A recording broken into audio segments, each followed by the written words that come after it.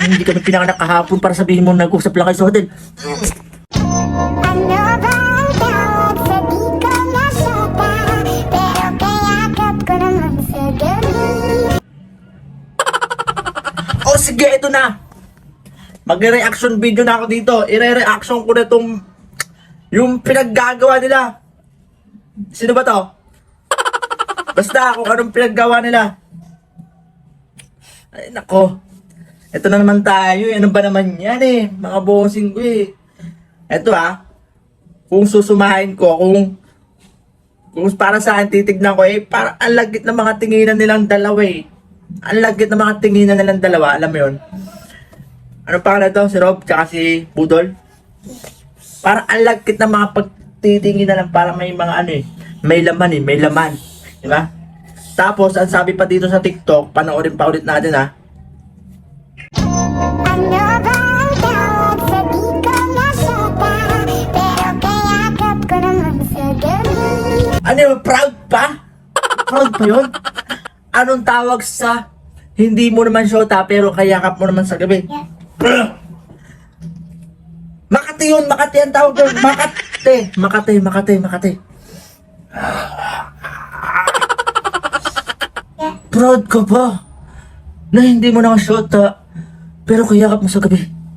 Ay, Diyos ko! Tapos, eto pa. Eto pa.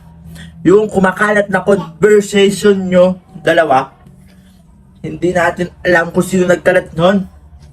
Eto, pakain daw, kinain daw, ano ba yung tawag doon? Kainin kita. Looking akong kakainin kita. Eh, sana all may kinakain. Dito pa lang dito pa lang sa mga kalat. Alam nyo na yung mga bossing ko, kung kayo, nabasa nyo na yung mga issue na yun, alam nyo, kalat na to. Ito kasi yung laman ng newsfeed ko, mga bossing eh. Ito yun eh, kaya nabwisit ako eh. Kasi ang dami na eh, ayaw nila manahimik, di ba? Tapos itong conversation nila, nabasa natin, parang hindi pa yung first time na nangyari na kinain siya. Marami pa sigurong beses yun, hindi natin alam. Tapos dito pa, tatapusin na natin ito agad. Etong breaking news na to, na sinabi mo na nag-usap lang kayo sa hotel. Sino ba namang mag-uusap kayo sa loob ng hotel? Ano ba naman yun? Diyos ko, hindi kami pinanganak kahapon para sabihan mo na nag-usap kayo sa hotel. Kahit sino pumasok sa hotel ng dalawa lang kayo. Diyos ko, Diyos ko. Napasok kayo sa hotel, tapos mag-uusap. Ano yun? Titigan? Inis! Inis ako sa ganyan eh. No? Mga cheater kayo, you know? Kaya kami mga pangit, nadadamay kaming sa mga pinaggagawa niyo. Ayoko na. Hindi kami pinanganak kahapon para sabihin mo nag-usap lang kayo sa hotel.